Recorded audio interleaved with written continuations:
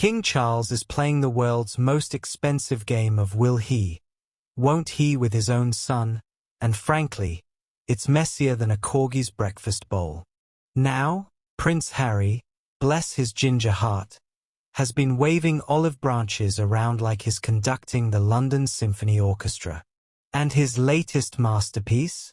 Inviting Daddy Dearest and Brother William to the 2027 Invictus Games in Birmingham. Welcome back to Royal Cookies, where we serve up the juiciest royal gossip with a side of heart-wrenching humanity. Please remember to subscribe and click on the notifications bell icon, so you will be notified whenever we upload new cookies about the British royal family. I'm your host, and today we're diving into the latest chapter of what I like to call the Windsor WhatsApp group from hell. Because apparently, even cancer can't stop this family from having the most awkward relationship dynamics since Henry VIII started collecting wives like Pokemon cards. According to recent reports, Prince Harry has agreed that Invictus should extend an invitation to his family, described as a clear olive branch. And honestly, at this point, Harry's collected more olive branches than a Mediterranean grocery store. But here's where it gets juicy. King Charles is reportedly cautious and wary of this latest attempt, which in royal speak translates to "I'd rather have tea with Meghan's mother than deal with this drama right now." And can you blame him? The man's been through more family drama than a soap opera, battled cancer, and still has to smile and wave at garden parties. At this point, Charles probably treats Harry's peace offerings like those suspicious emails from Nigerian princes. Interesting, but probably not worth the headache. So picture this. Harry's planning this grand gesture of reconciliation, right?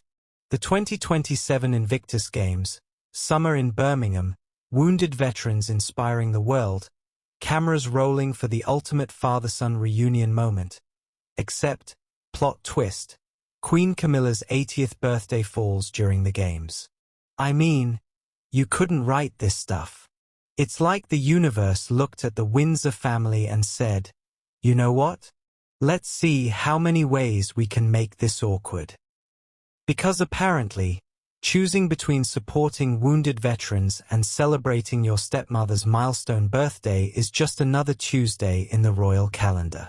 And let's be honest, Camilla's probably sitting there with her diary thinking, finally, a legitimate excuse to avoid the whole Harry situation. Smart woman, that one.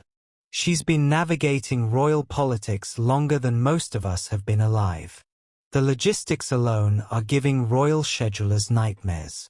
There are many conflicts with the royal schedule, says expert Hilary Fordwich, which is royal code for someone's going to be very disappointed, and it probably won't be the Queen Consort. Now, let's address the elephant in the room, or should I say, the spare in the room? Here's the thing about trust. It's like a Ming vase. Once it's smashed, you can glue it back together, but everyone can still see the cracks. And right now, the relationship between Charles and Harry has more cracks than the Liberty Bell.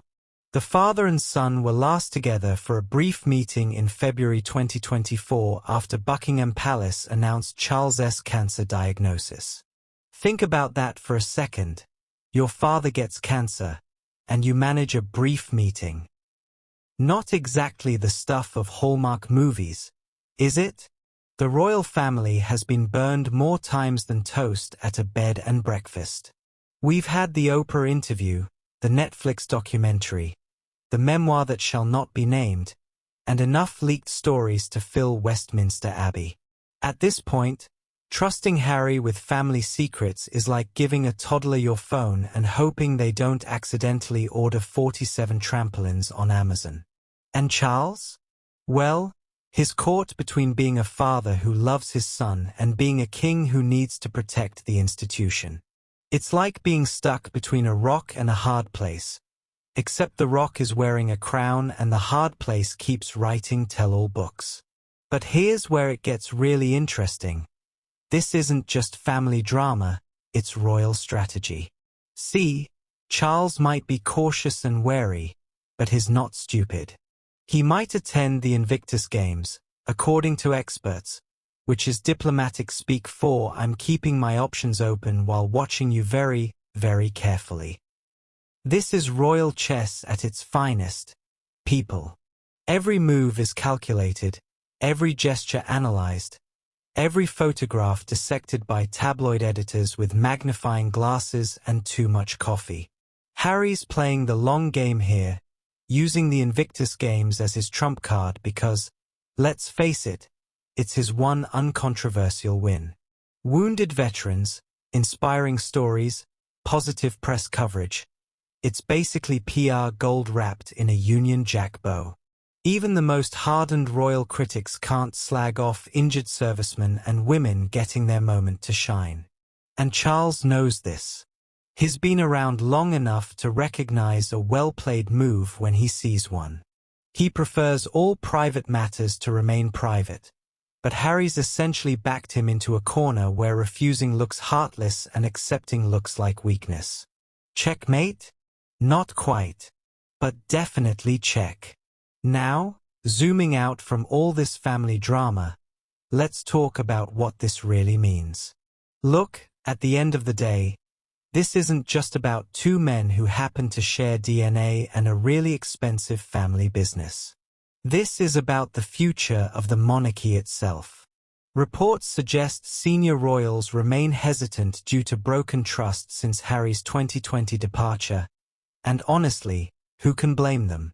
The monarchy survives on mystique, tradition, and the unspoken agreement that what happens behind palace doors stays behind palace doors. Harry broke that agreement spectacularly, and now everyone's walking around like they're defusing a bomb. One wrong move and boom, headlines for weeks. But here's the kicker, Harry is reportedly desperate to win back royal family according to experts, which suggests maybe, just maybe, he's starting to realize that burning bridges doesn't actually help you get anywhere. Sometimes you need those bridges to get home. Only time will tell, but one thing's for sure, we'll be watching every awkward second of it. So there you have it, Royal Cookies Crew, the latest installment in the never-ending soap opera that is the House of Windsor. If you're obsessed with royal strategy and environmental impact like I am, make sure you're subscribed to Royal Cookies because we're serving up the most sustainable royal content on YouTube. And remember, in a world full of fast fashion and royal scandals, sometimes the most revolutionary thing you can do is wear your values on your sleeve, preferably in a gorgeous shade of green.